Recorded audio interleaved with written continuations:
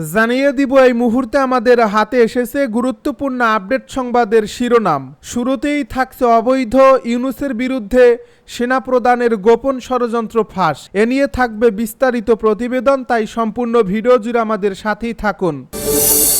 এবারে জানিয়ে দিব রামান বিমানবন্দরে ইয়েমেনি ড্রোন হামলা আতঙ্কে পুরো ইসরায়েল। এদিকে উত্তর কোরীয় নেতাকে যে বার্তা দিলেন ইরানি প্রেসিডেন্ট। সব শেষে জানিয়ে দিব ড্রোন হামলায় কাঁপল পুরো ইসরায়েলি বিমানবন্দর। এতক্ষণ শুনছিলেন হাতে থাকা আপডেট সংবাদের শিরোনাম, এবারে বিস্তারিত। তবে তার আগে অনুরোধ রইল ভিডিওটিতে একটি লাইক এবং কমেন্ট করে জানিয়ে দিন ভিডিও সম্পর্কে আপনার মূল্যবান মতামত। আরও জানিয়ে দিন ভিডিওটি কোথা থেকে দেখছেন বা কোন জেলা থেকে দেখছেন।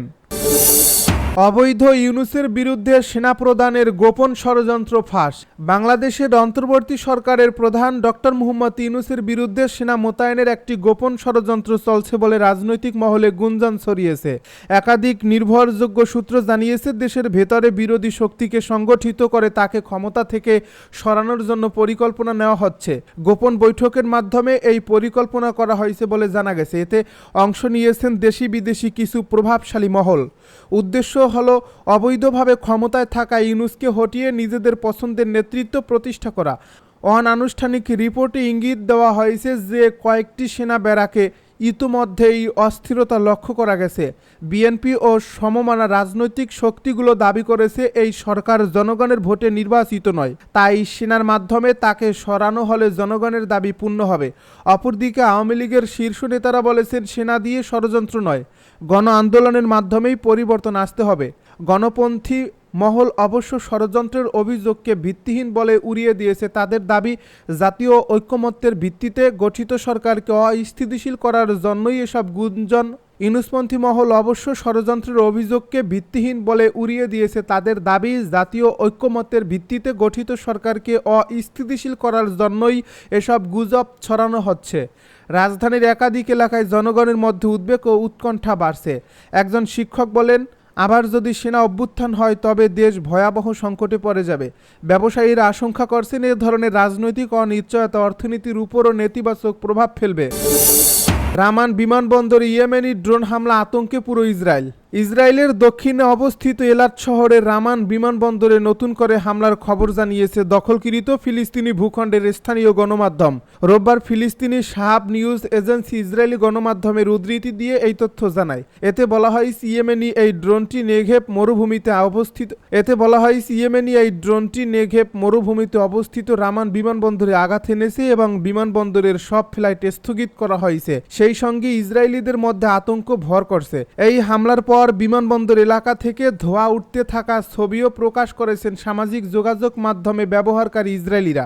পাশাপাশি এই হামলায় বেশ কয়েকজন আহত হয়েছেন বলেও জানিয়েছে কিছু ইসরায়েলি সূত্র।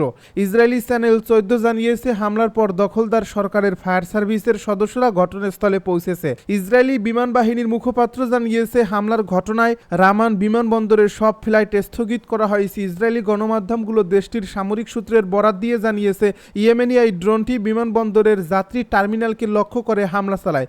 ইসরায়েল হায়ম জানিয়েছে, রামান বিমানবন্দরের যাত্রী টার্মিনালই হামলার মূল লক্ষ্য ছিল। যদিও ইয়েমেনি কর্তৃপক্ষের তরফ থেকে এ বিষয়ে এখন পর্যন্ত কোনো বিবৃতি পাওয়া যায়নি।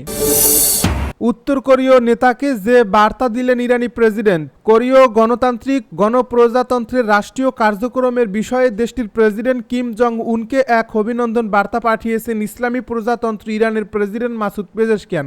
রোববার এক প্রতিবেদনে এই তথ্য জানিয়েছে Korean central news agency KCNA জানিয়েছে, বার্তায় ইরানি প্রেসিডেন্ট 9 অক্টোবর ডিপিআর-এর প্রতিষ্ঠা বার্ষিকী উপলক্ষে উত্তর কোরিয়ার প্রেসিডেন্ট কিম জং উনকে উষ্ণ অভিনন্দন জানান। তিনি আশা প্রকাশ করেন যে দুই দেশের নেতাদের পারস্পরিক সদিচ্ছার ভিত্তিতে ভবিষ্যতে ইরান ও উত্তর কোরিয়ার সম্পর্ক আরও দৃঢ় ও শক্তিশালী হবে। বার্তায় পেজেশকিয়ান কিম জং উনের সুস্বাস্থ্য ও কর্মজীবনে সাফল্য কামনা করেন এবং মর্যাদাবান ডিপিআর-এর জনগণের সুখ ও সমৃদ্ধি কামনা করেন। ফের ড্রোন হামলায় কাঁপল পুরো ইসরায়েলি বিমানবন্দর। দখলদার ইসরায়েলের দক্ষিণাঞ্চলের ইলাতে রামন বিমানবন্দরে ড্রোন হামলা চালিয়েছে হুতি যোদ্ধারা।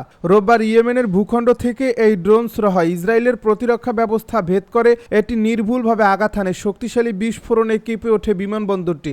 এই হামলার কিছু ভিডিও সামাজিক যোগাযোগ মাধ্যমে ছড়িয়ে পড়েছে, যেখানে দেখা গেছে টার্মিনাল থেকে ধোঁয়ার কুণ্ডলী উঠেছে এবং যাত্রীরা আতঙ্কিত হয়ে ছুটে যাচ্ছেন। ইসরায়েলি সেনাবাহিনী জানিয়েছে ইয়েমেন থেকে ছোড়া 3টি ড্রোন তাদের প্রতিরক্ষা ব্যবস্থা ভূপাতিত করেছে। তবে এর কিছুক্ষণ পর রামন বিমানবন্দরে একটি ড্রোন আছড়ে পড়ে এবং বিস্ফোরণ ঘটায়। সাধারণত ইসরায়েলি আকাশ সীমায় ড্রোন ও মিসাইল প্রবেশ করলে সতর্কতামূলক সাইরেন বাজে, কিন্তু আজকের এই হামলার সময় সাইরেন না বাজায় পরিস্থিতি আরও আতঙ্কের হয়ে ওঠে। সেনাবাহিনী এখন তদন্ত করছে কেন সাইরেন কার্যকর হয়নি এবং ড্রোনটি কিভাবে প্রতিরক্ষা ব্যবস্থা ফাঁকি দিতে সক্ষম হলো। ড্রোন আঘাতের পর বিমানবন্দর এবং আশপাশের আকাশ সীমা অবিলম্বে বন্ধ করে দেওয়া হয়। অ্যাম্বুলেন্স সেবা প্রদানকারী সংস্থা মেগান ডেভিড অ্যাডাম জানায়, ড্রোন বিস্ফোরণে 2 জন আহত হয়েছেন, একজনের গায়ে ধ্বংসাবশেষ লেগেছে, অপরজন আতঙ্কে অসুস্থ